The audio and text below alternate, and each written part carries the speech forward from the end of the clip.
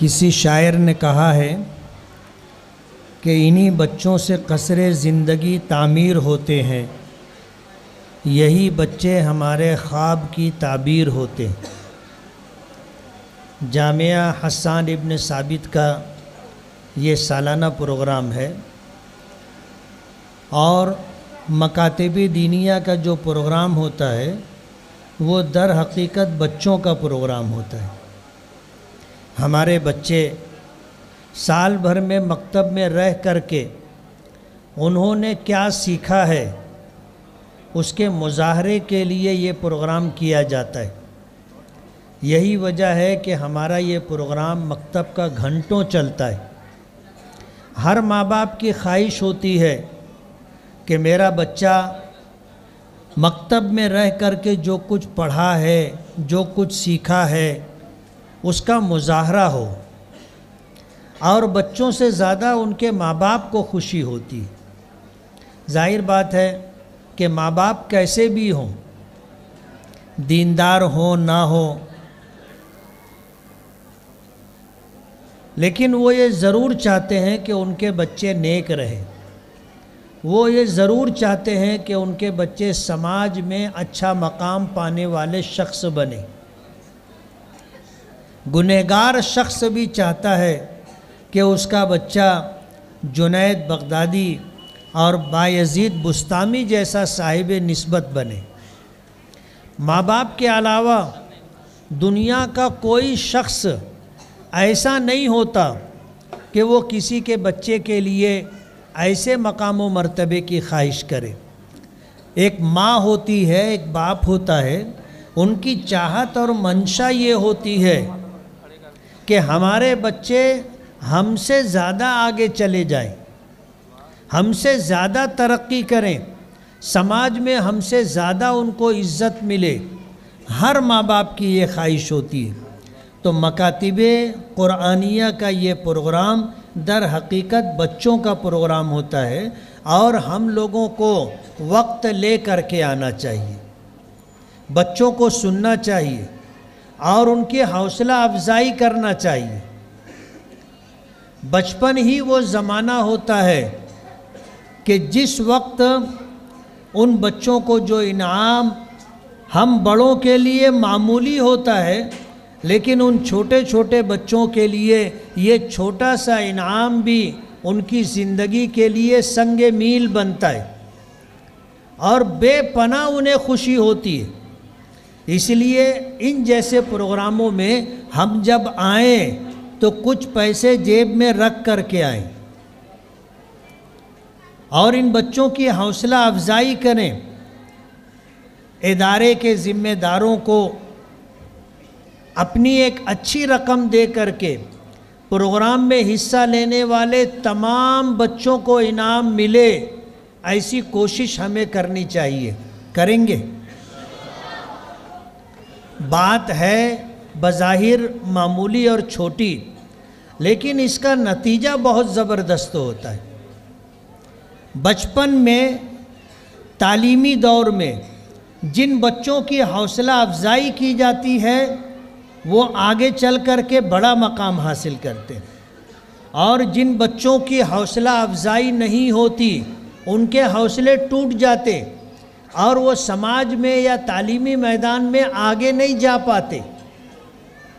اس لیے بچوں کی حوصلہ افزائی بہرحال ضروری ہے۔ اللہ تعالیٰ نے یہ چھوٹے چھوٹے بچے جو ہمیں نعمت کے طور پر دیے، یہ بچے ہماری دنیا بھی ہیں، ہماری آخرت بھی۔ اگر یہ بچے صحیح معنوں میں مکتب کی تعلیم ان کے اساتذہ کے زیر نگرانی رہ کر کے حاصل کر لیں، اور ان کی صحیح معنوں میں تربیت ہو جائے، اور انہیں اس بات کا احساس دلا دیا جائے کہ تم مسلمان ہو، ان کے دل و دماغ میں یہ بٹھا دی جائے کہ تم مسلمان ہو، تو مرتے دم تک یہ بچہ ایمان پر اور اسلام پر قائم رہے گا، کبھی ارتداد کی آندھیوں کا شکار نہیں ہوگا۔ ابھی ظہر کی نماز کے بعد علماء کرام میں میری بات تھی میں نے اسی جانب متوجہ کیا کہ آج پورے ملک میں ایک آواز چل رہی ہے لو جہاد کی۔ ہم مسلمانوں پر الزام یہ ہے کہ ہم غیروں کی بہن بیٹیوں کو ورغلا کر کے ان کو مسلمان بنانے کی کوشش کرتے، جبکہ معاملہ اس کے برعکس ہے، معاملہ اس کے الٹا ہے۔ مسلمانوں کی بچیوں کو باقاعدہ پلاننگ کے ساتھ انہیں ورغلایا جاتا ہے، ان کے پیچھے نوجوانوں کو لگایا جاتا ہے، انہیں جھوٹی محبت کا جھانسا دیا جاتا ہے، اور اس بات کی کوشش کی جاتی ہے کہ یہ بچی اپنے ماں باپ کو، اپنے گھر بار کو اور اپنے مذہب کو چھوڑ کر کے دوسرے مذہب میں آ جائے۔ جو جانکار لوگ ہیں ان کے لیے یہ کوئی نئی بات نہیں ہے۔ اس ملک میں ایک فرقہ پرست جماعت ہے جو باقاعدہ ایسے نوجوانوں کو جو مسلمانوں کی بچیوں کو ورغلا کر کے ان سے اسلام چھڑوا دیتے ہیں، ان کو لاکھوں روپے دیے جاتے۔ یہ پورے ملک میں اس طرح کی کوشش کی جا رہی ہے۔ آج ان بچیوں کے سرپرستوں کا، ان کے ماں باپ کا ایک بہت بڑا اجتماع ہے یہ۔ اس لیے میں یہ بات کہنا چاہوں گا کہ یہ کام صرف علماء کرام کا ہی نہیں، ہر ماں باپ کا ہے۔ جس کو اللہ نے اولاد جیسی نعمت دی ہے، وہ اپنا بچہ ہو یا بچی ہو، اس کو مسلمان بنائے، اسے اس بات کا احساس دلائیں کہ ہم مسلمان ہیں اور مذہب اسلام کے پیروکار ہیں۔ اس بات کا احساس دلائیں کہ آج پوری دنیا میں سب سے زیادہ سچا اور سب سے زیادہ حقیقی مذہب اگر کوئی ہے تو وہ اسلام ہے۔ یہ دین برحق ہے، کامل و مکمل دین ہے۔ اللہ پاک نے اس دین کی ابتدا اور آغاز ہمارے جد امجد ابو البشر حضرت آدم علیہ السلام سے کیا تھا، اور یہ دین جسے دین اسلام کہتے ہیں، اس کی شروعات حضرت آدم سے ہوئی تھی، اور 1,24,000 کم و بیش انبیاء کرام علیہم السلام اس دنیا میں تشریف لائے، اور یہ دین ان کے زمانے سے ہو کر کے گزرتا رہا۔ حالات کے پیش نظر احکامات بدلے جاتے رہے، احکامات ختم کیے جاتے رہے، اور ایک وقت آیا کہ ہمارے آقا جناب رسول اللہ صلی اللہ علیہ وسلم خاتم النبیین بن کر کے تشریف لائے۔ جب آپ خاتم النبیین بن کر کے آئے تو آپ کی عمر مبارک 40 سال تھی۔ 23 سال کا عرصہ جناب رسول اللہ صلی اللہ علیہ وسلم نے اس دنیا میں گزارا۔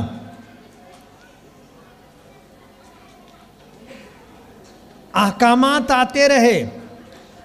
سب سے پہلی وحی قرآن کریم کی سورہ اقرا کی ابتدائی 5 آیتیں نازل ہوئی۔ اس کے بعد 3 سال کا وقفہ رہا، پھر سورہ مدثر کی آیات نازل ہوئیں، اور اس کے بعد پھر تسلسل کے ساتھ قرآن کریم کی کبھی 1 آیت، کبھی 2 آیت، کبھی کوئی سورت نازل ہوتی رہی، اور 23 سال کا عرصہ، 13 سال مکہ مکرمہ میں اور 10 سال نبی کریم صلی اللہ علیہ وسلم نے مدینہ منورہ میں گزارے، اور زندگی کے آخری سال میں آپ حج کے ارادے سے مکہ مکرمہ پہنچے۔ اللہ کے نبی صلی اللہ علیہ وسلم نے ہجرت کے بعد یہ ایک حج کیا تھا۔ ہجرت سے پہلے آپ نے کتنے حج کیے، اس میں علماء کا اختلاف ہے۔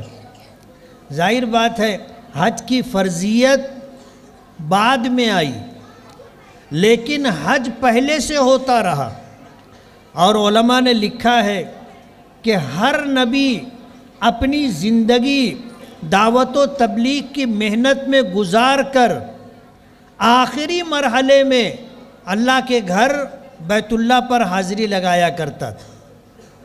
ہر نبی نے حج کیا ہے، اور زمانہ جاہلیت میں بھی حج ہوا کرتا تھا۔ آج جیسا حج ہوتا ہے ایسا حج نہیں ہوتا تھا، کچھ اور اس کا طور طریقہ تھا۔ لوگ بغیر کپڑے کے طواف کیا کرتے تھے۔ اس زمانے میں اس طرح لوگ بیت اللہ کا طواف کیا کرتے تھے۔ جب مکہ مکرمہ فتح ہوا، اللہ کے نبی صلی اللہ علیہ وسلم کے حکم سے حضرت ابوبکر صدیق کی عمارت میں سن 9 ہجری میں حج کروایا گیا، اور پیچھے سے حضرت علی رضی اللہ تعالی عنہ کو نبی کریم صلی اللہ علیہ وسلم نے مدینے سے مکہ روانہ کیا، کچھ اعلانات کروائے۔ اس زمانے کا دستور تھا کہ جس کی طرف سے اعلان کروایا جا رہا ہے، اعلان کرنے والا اس کا کوئی قریبی رشتہ دار ہونا چاہیے۔ اس لیے آپ نے حضرت علی رضی اللہ تعالی عنہ کو بھیجا تھا۔ حضرت علی رضی اللہ تعالی عنہ مکہ مکرمہ آئے، اور آ کر کے انہوں نے کچھ اعلانات کیے۔ ان اعلانات میں ایک اعلان یہ بھی تھا کہ آج کے بعد کوئی بھی شخص اللہ کے گھر کا طواف بغیر کپڑوں کے نہیں کرے گا۔ آج کے بعد کوئی مشرک اور کافر حج کے لیے اللہ کے گھر پر نہیں آئے گا۔ ایسے بہت سارے اعلانات کروائے، مجھے تفصیل میں نہیں جانا ہے، لیکن میں آپ کو بتانا چاہتا ہوں کہ سن 9 ہجری میں حضرت ابوبکر صدیق نے حج کیا۔ اگلے سال خود نبی کریم صلی اللہ علیہ وسلم سن 10 ہجری میں حج کے لیے تشریف لائے۔ آپ نے باقاعدہ اعلان کروایا کہ اس سال میں حج کروں گا۔ آپ کے اعلان کے بعد تمام صحابہ کرام نے حج کی تیاری شروع کر دی۔ جن کے پاس سواری تھی، جن کے پاس مالی حیثیت اور استطاعت تھی، ایسے تمام لوگوں نے اللہ کے نبی صلی اللہ علیہ وسلم کے ساتھ حج کیا اور حج کرنے کی کوشش کی۔ ایسے لوگ بھی تھے جن کے پاس سواری نہیں تھی، وہ حج کرنے آپ کے ساتھ نہیں آ سکے، لیکن علماء نے لکھا ہے کہ 1,24,000 انبیاء کرام علیہم الصلاۃ نے اللہ کے گھر پر حاضری دی، حج کیا۔ لیکن ان 1,24,000 انبیاء کرام علیہم الصلاۃ کے ساتھ ایسی جماعت نہیں تھی جیسی جماعت نبی کریم صلی اللہ علیہ وسلم کے ساتھ حج کے موقع پر حاضر تھی۔ 1,24,000 سے زائد صحابہ کرام نے نبی کریم صلی اللہ علیہ وسلم کے ساتھ حج کیا تھا۔ اور جب آپ میدان عرفات میں وقوف کے بعد، میدان مزدلفہ میں وقوف کے بعد مینا واپس آئے تو آپ پر قرآن کریم کی آیت نازل ہوئی، الیوم اکملت لکم دینکم واتممت علیکم نعمتی ورضیت لکم الاسلام دینا، کہ آج کے لیے، آج کے دن تمہارے لیے، تمہارے دین کو میں نے مکمل کر دیا ہے۔ واتممت علیکم نعمتی، اور تم پر اپنی نعمتیں تمام کر دی ہیں۔ ورضیت لکم الاسلام دینا، اور تمہارے لیے دین اسلام کو میں نے پسند کر لیا ہے۔ اللہ کا بے پناہ کرم اور احسان ہے کہ اللہ تعالیٰ نے ہمیں دین اسلام کی دولت عطا کی، بے پناہ کرم ہے۔ اور مزید یہ کہ اللہ نے ہمیں مکمل دین دیا ہے، مکمل شریعت دی ہے۔ جو انبیاء کرام علیہم السلام گزرے، ان کی امتیں گزری، ان کے پاس دین تھا، لیکن ایسا مکمل دین نہیں تھا جیسا مکمل دین اللہ پاک نے نبی کریم صلی اللہ علیہ وسلم کو اور آپ کے ذریعے آپ کی امت کو عطا کیا۔ یہ دین اسلام ہر اعتبار سے کامل و مکمل ہے، اور یہ کوئی ہم عقیدت میں نہیں کہہ رہے کہ ہم مسلمان ہیں اس لیے اپنے دھرم اور مذہب کو ہم ہر اعتبار سے مکمل کہہ رہے ہیں، ایسا نہیں ہے۔ یہ روئے زمین کی سچائی ہے۔ اور اللہ پاک نے جب یہ اعلان کر دیا وَرَضِيتُ لَكُمُ الْإِسْلَامَ دِينًا، تو پھر دین اسلام کے علاوہ اس دنیا میں جتنے ادیان پائے جاتے ہیں وہ سارے کے سارے ادیان اسلام کے مقابلے میں اللہ کے نزدیک ناپسندیدہ ہے۔ اگر پسندیدہ کوئی دین ہے تو وہ دین اسلام ہے۔ اسی وجہ سے اللہ پاک نے قرآن کریم میں اعلان کر دیا ان الدین عند اللہ الاسلام، کہ اللہ پاک کے نزدیک دین اسلام ہی پسندیدہ دین ہے، برحق دین ہے۔ اور یہ بھی اعلان کر دیا وَمَن يَبْتَغِ غَيْرَ الْإِسْلَامِ دِينًا فَلَن يُقْبَلَ مِنْهُ، اسلام کے علاوہ اگر کسی نے کوئی اور دین و مذہب اختیار کیا تو وہ اللہ کی بارگاہ میں ہرگز قبول نہیں کیا جائے گا۔ اللہ نے ایسا دین ہمیں عطا کیا ہے۔ تو میں یہ کہہ رہا تھا کہ ان مکتب میں ہمارے بچے اور بچیاں پڑھنے آتے ہیں۔ مکتب کا مقصد یہ ہے کہ ان بچوں اور بچیوں کے دل و دماغ میں یہ بات بٹھا دی جائے کہ ہم مسلمان ہیں اور ہمارا دین اسلام اللہ کے نزدیک پسندیدہ دین ہے، اور پوری دنیا میں جتنے بھی دین پائے جاتے ہیں وہ سب کے سب منسوخ ہیں اور سب کے سب نامکمل ہیں۔ ایک اسلام ہی ایسا دین ہے جو بچے کی پیدائش سے لے کر موت تک کے احکامات بتاتا ہے، اور صرف عبادت ہی میں نہیں، معاشرت میں، معیشت میں، اخلاق میں، ایمانیات میں، ہر لائن سے ہماری رہنمائی کرتا ہے۔ حتیٰ کہ مذہب اسلام ہمیں پیشاب پاخانہ کرنے کا طریقہ بھی سکھاتا ہے۔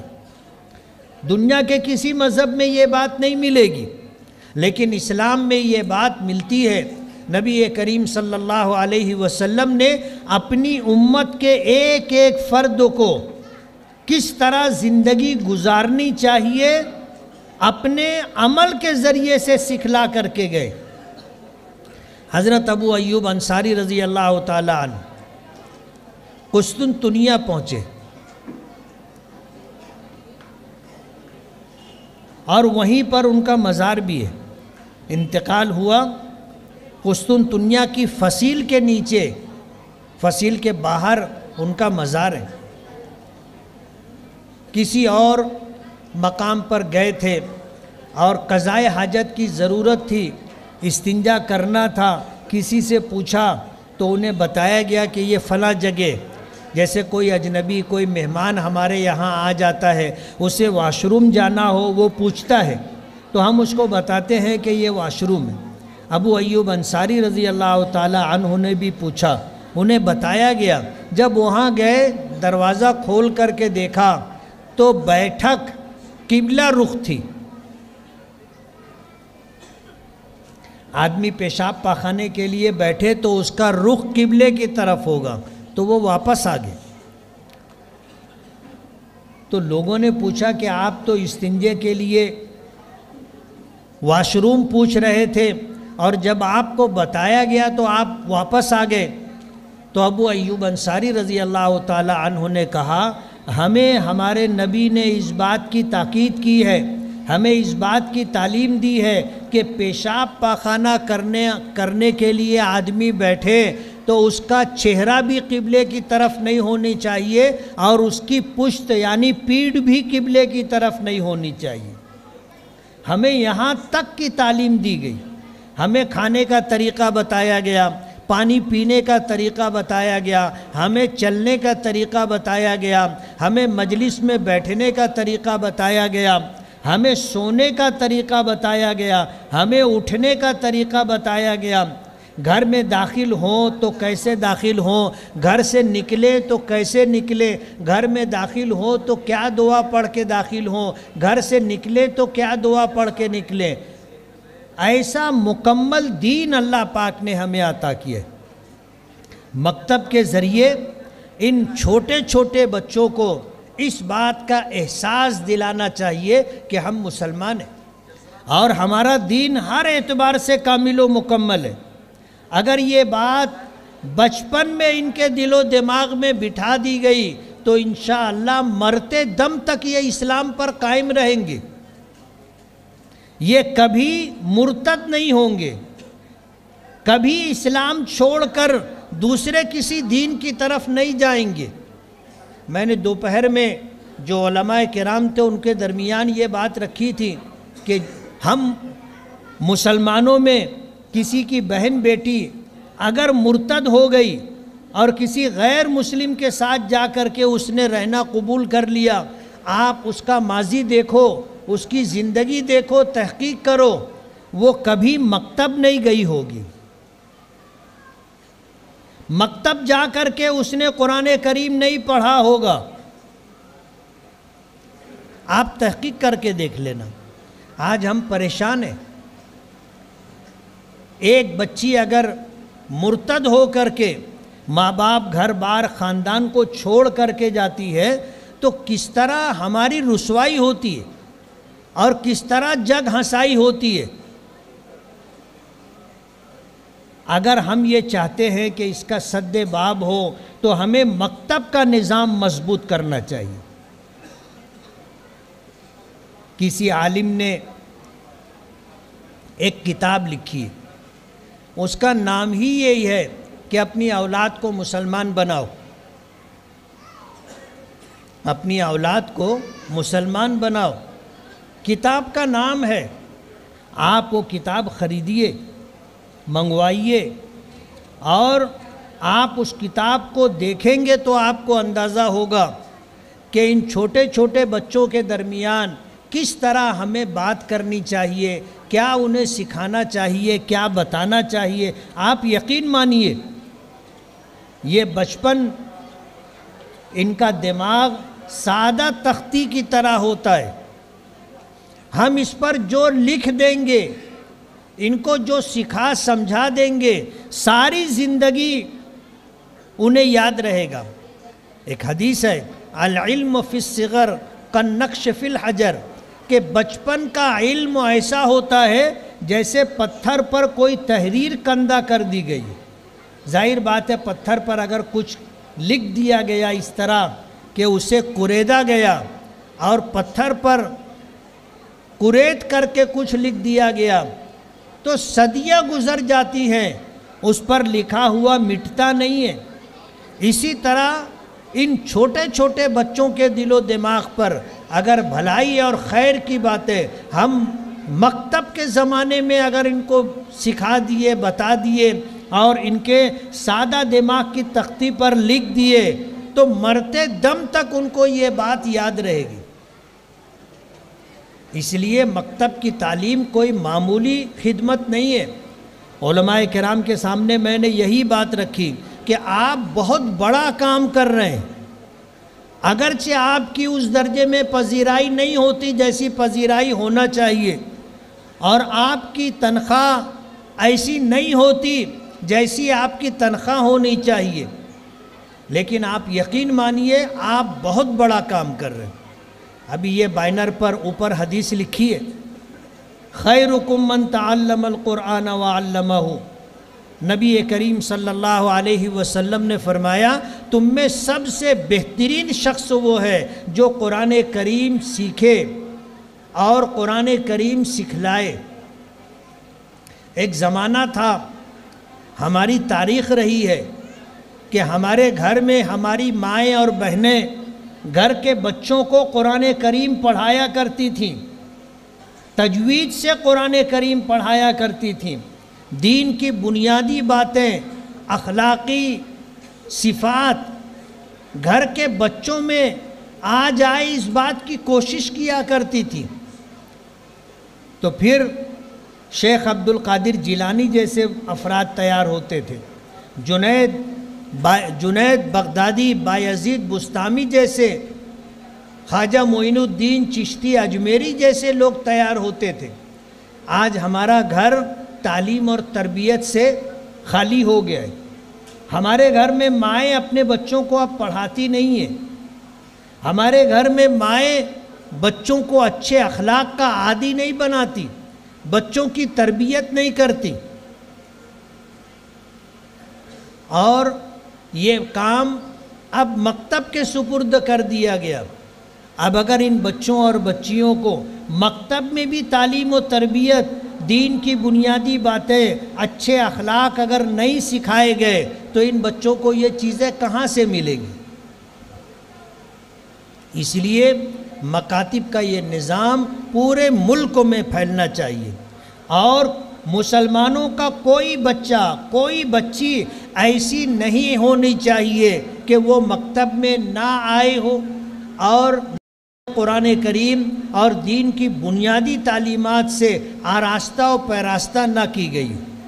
ہماری یہ کوشش ہونی چاہیے، ہم اپنے مکتب کے ارد گرد جو بستی ہو، ہم اس بستی میں گھر گھر جائیں، سروے کریں کہ آپ کے یہاں چھوٹا بچہ بچی ہے، اگر ہے تو اسے آپ مکتب میں بھیجیے، آپ سروے کر کے ان کو لائیے، اور مسلمانوں کے بچوں کو نورانی قاعدہ، ناظر قرآن کریم، دین کی بنیادی تعلیمات، اچھے اخلاق اور ان کی تربیت کی فکر کریں۔ آپ یقین مانو ایک وقت آئے گا کہ آنے والی صدی، آنے والا وقت اسلام کا ہوگا۔ ہم مایوس نہیں ہیں۔ آج ملک کے حالات جس طرح ہیں، اسلام اور مسلمانوں کو مٹانے کی جس طرح کوشش کی جا رہی ہے، اور ایک وقت تھا ہمارے غیر مسلم بھائیوں کے پاس کوئی مذہب نہیں تھا، کہتے تھے کہ ہندوازم ایک تہذیب ہے، ایک کلچر ہے، ایک سنسکرتی ہے، یہ دھرم اور مذہب نہیں ہے۔ اب یہ لوگ لائے ہیں سناتن دھرم،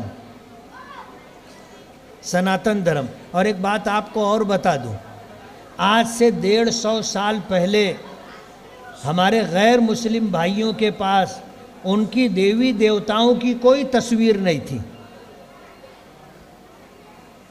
یہ تو سب بعد میں لوگوں نے اپنے طور پر گھڑ لی، ورنہ کوئی تصویر وصویر نہیں تھی۔ بعد میں لوگوں نے الگ الگ طریقے کی تصویریں بنا کر کے لوگوں کے درمیان اسے وائرل کر دیا اور اسی کو رائج کر دیا۔ ان کے پاس نہ کوئی مذہب ہے، ان کے پاس نہ کوئی دھرم ہے، کچھ نہیں۔ آپ یقین مانیے قرآن کریم میں بتاتے ہیں کہ 6666 آیتیں ہیں، ان میں سے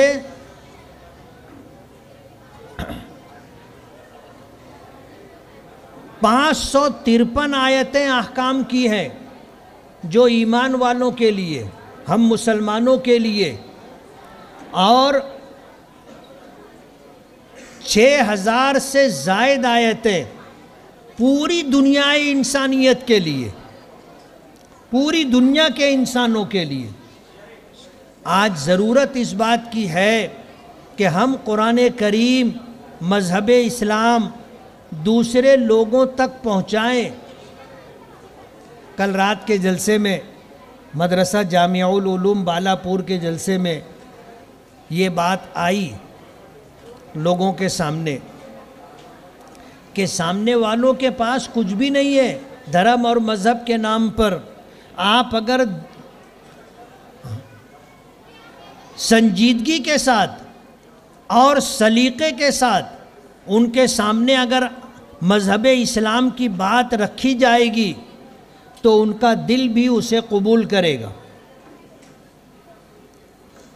اللہ اس کے رسول کی بات میں اتنی تاثیر ہے، اتنی جاذبیت ہے کہ وہ لوگوں کو اپنی طرف کھینچتا ہے۔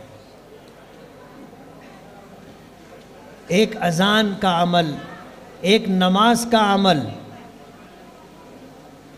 جب صحیح معنوں میں اس کے تعارف کے ساتھ لوگوں کے درمیان آتا ہے تو وہ بے پناہ متاثر ہوتے۔ ٹرین میں آدمی سفر کر رہا ہو اور نماز کا موقع آ جائے، جنرل بوگی میں کھڑے رہنے اور بیٹھنے کی جگہ نہیں رہتی، لیکن اگر کوئی مسلمان اس بوگی میں نماز پڑھ لے، لوگوں سے کہے کہ مجھے 2 رکعت 2 منٹ چاہیے، تھوڑی سی مجھے جگہ دے دو، نماز پڑھنی ہے۔ آپ نماز پڑھو، چاروں طرف سے لوگ آپ کو دیکھتے کہ یہ کیا کر رہا ہے۔ مذہب اسلام کی عبادت ان کے سامنے آتی ہے۔ جو لوگ ہمارا وجود برداشت نہیں کرتے اور اپنے درمیان ہم جیسے لوگوں کو دیکھنا پسند نہیں کرتے، نماز پڑھ لینے کے بعد وہ آپ کو عقیدت اور محبت کے ساتھ دیکھتے، آپ کو بیٹھنے کی جگہ دیتے، آپ کی عزت اور آپ کا احترام کرتے۔ آپ نماز کا عمل ان کے سامنے پیش کر کے تو دیکھو، نماز سے زیادہ جاذبیت والا عمل کوئی دوسرا نہیں۔ افسوس کی بات یہ ہے کہ آج اتنا زمانہ گزر گیا، ملک کی آزادی پر 75 سال گزر گئے، ہم نے اپنے برادران وطن کو اذان کا معنی و مفہوم بھی نہیں سمجھایا۔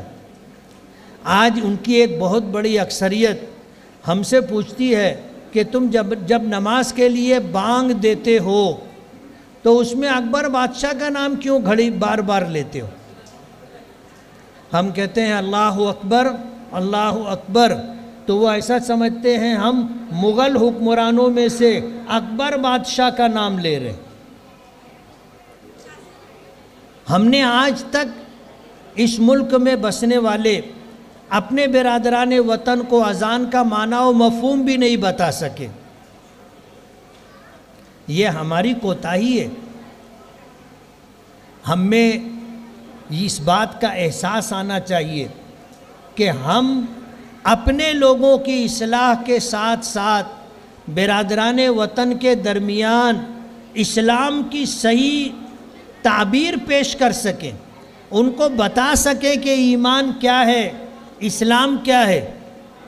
اس ملک میں چنگیز خان کا نام آپ نے سنا ہوگا، ایک انتہائی ظالم بادشاہ گزرا۔ میں اس کی تاریخ میں نہیں جانا چاہتا، لیکن یہ بتانا چاہتا ہوں کہ چنگیز خان کا بیٹا شکار کے لیے نکلا تو 2 دن پہلے سے اس نے ڈھنڈورا پٹوا دیا تھا کہ فلاں دن ہم شکار کے لیے نکلیں گے، اس لیے لوگ جنگل خالی کر دیں۔ یہ ڈھنڈورا پیٹ دیا گیا تھا، اور جب یہ شکار کے لیے جنگل میں اپنے ساتھیوں کے ساتھ گیا تو ایک آدمی جاتا ہوا دکھ گیا،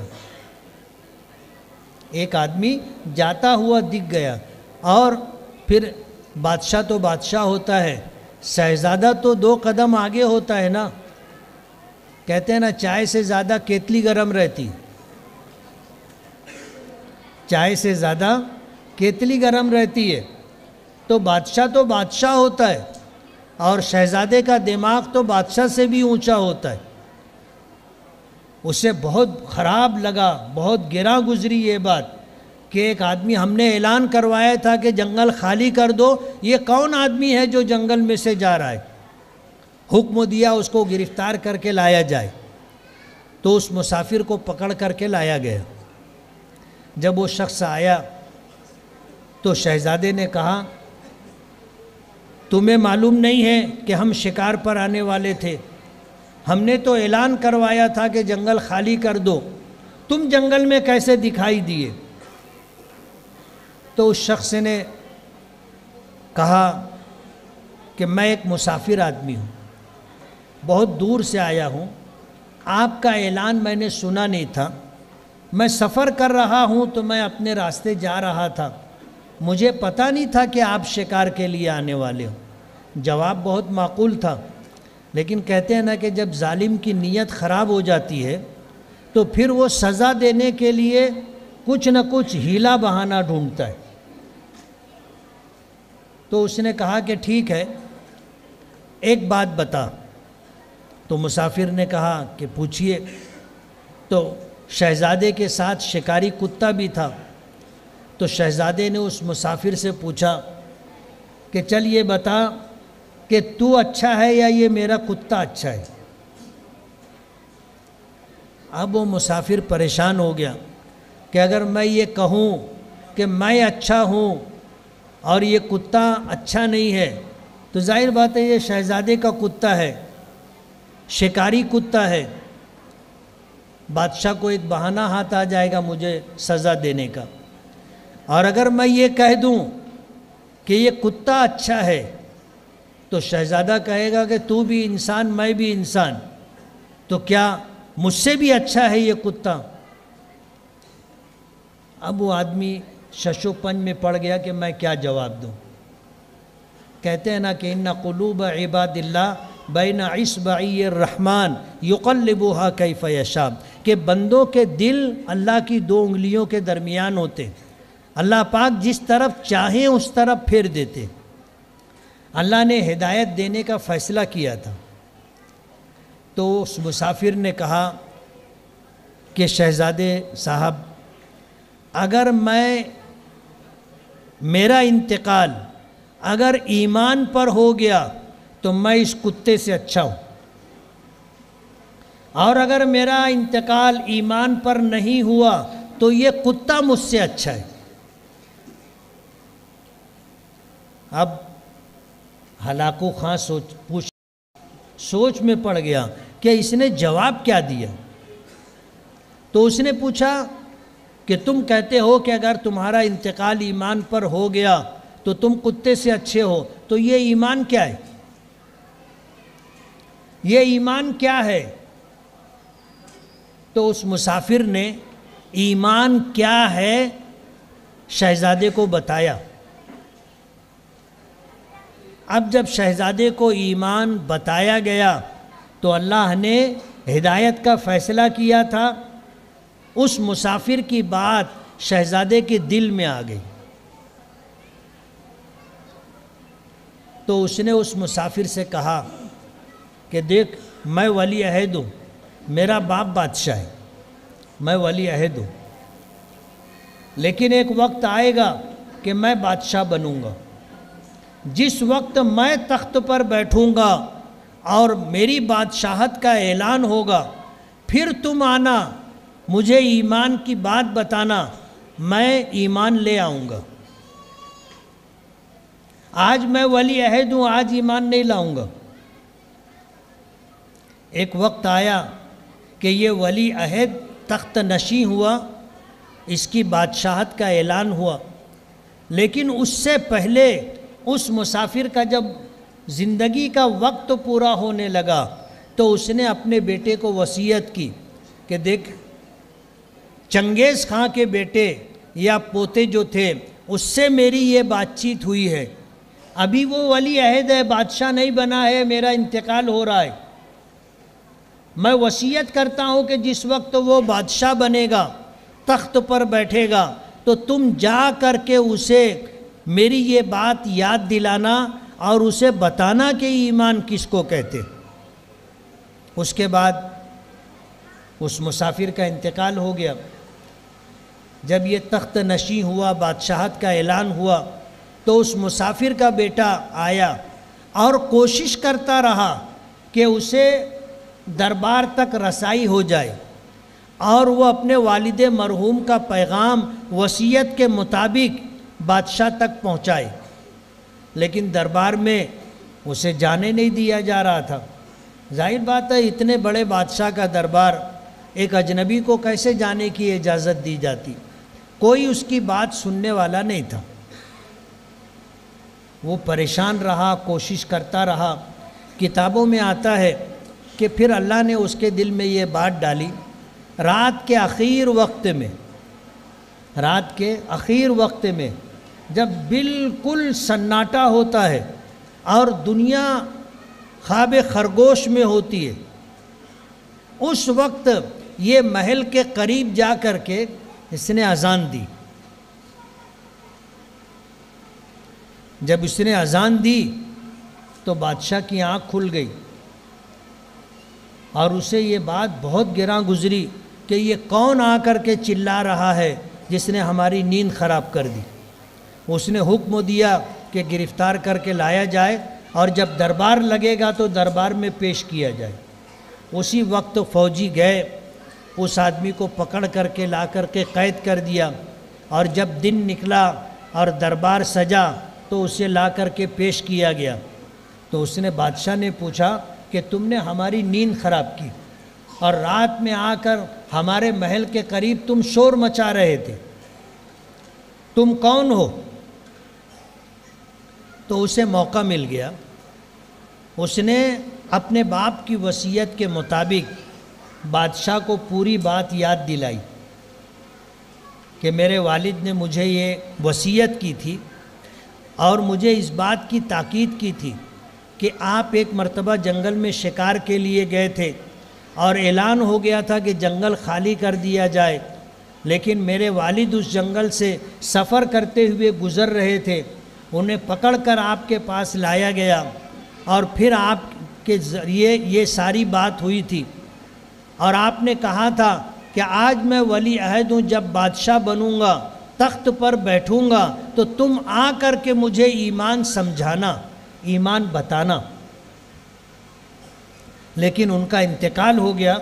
ان کی وصیت کے مطابق میں ان کی یہ بات آپ تک پہنچانے کے لیے آیا ہوں. تو بادشاہ کہنے لگا جس دن سے میں تخت پر بیٹھا ہوں اس دن سے تمہارا انتظار کر رہا تھا. اور پھر انہوں نے ایمان کی تفصیل سنائی، سمجھائی، بتائی، اور چنگیز کی اولاد میں ہلاکو خان نے اسلام قبول کیا.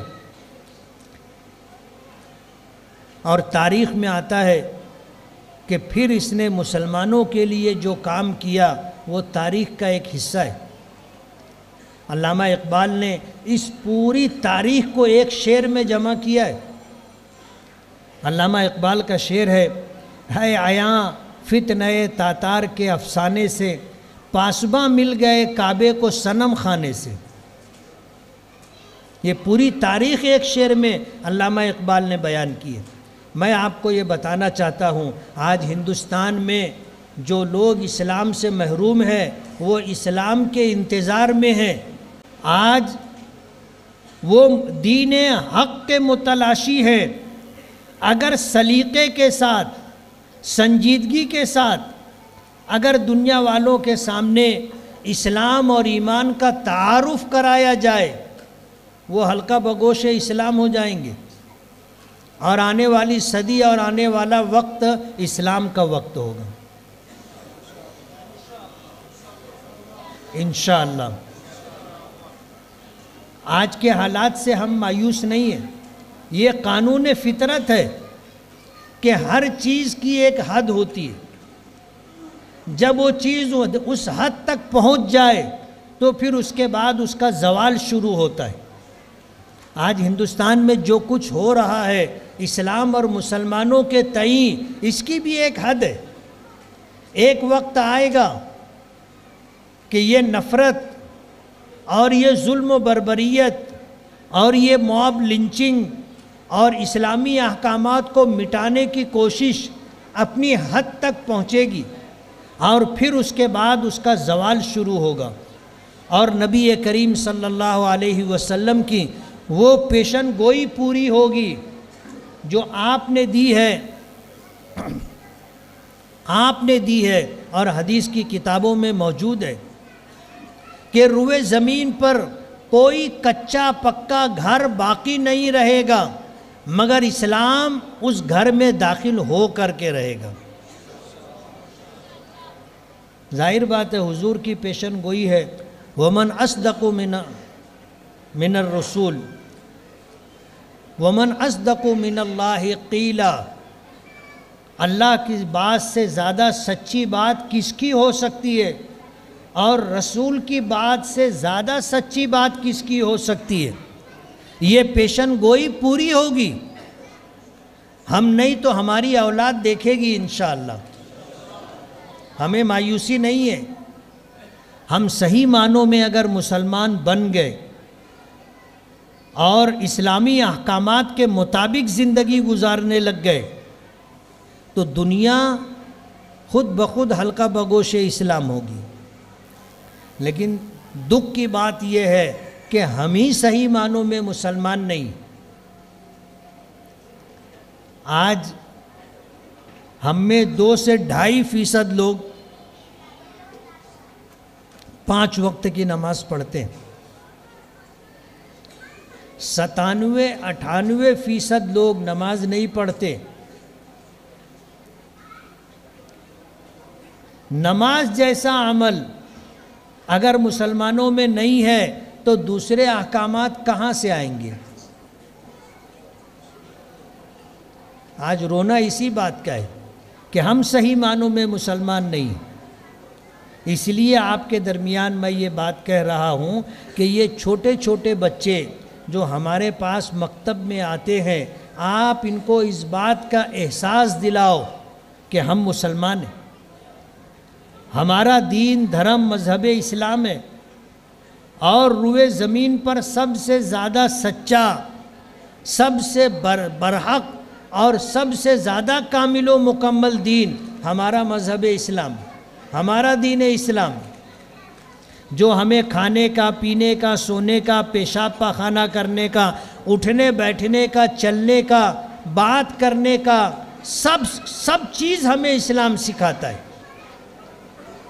اگر ان کے دل و دماغ میں یہ بات ہم نے بٹھا دی تو انشاءاللہ ہمارے یہ بچے اور بچیاں کبھی بھی مرتد نہیں ہوں گے، کبھی خاندان کو رسوائی کا سامنا نہیں کرنا پڑے گا، کبھی ماں باپ کا سر شرم سے نیچے نہیں ہوگا. یہ کام ہمیں مکتب کے ذریعے کرنا ہے، کریں گے. میں جامعہ حسان ابن ثابت کے ذمہ داران کو، اساتذہ کرام کو اور اس مکتب میں پڑھنے والے بچوں کے والدین اور سرپرستوں کو دل کی گہرائیوں سے مبارکباد دوں گا کہ ایک ماں باپ ہونے کی ذمہ داری آپ پوری کر رہے اور اپنے بچوں کو سچا پکا مسلمان بنانے کے لیے آپ انہیں مکتب میں بھیج کر کے قرآن کریم ناظرہ پڑھنے کا، دین کی بنیادی باتوں کے سیکھنے کا اور اچھے اخلاق سے متصف ہونے کا آپ انہیں موقع دے رہے ہیں. اور انشاءاللہ یہ بچے ہمارے لیے دنیا میں بھی عزت و افتخار کا ذریعہ بنیں گے اور انشاءاللہ آخرت میں بھی ہماری نجات کا ذریعہ بنیں گے. وآخر دعوانا ان الحمدللہ رب العالمین.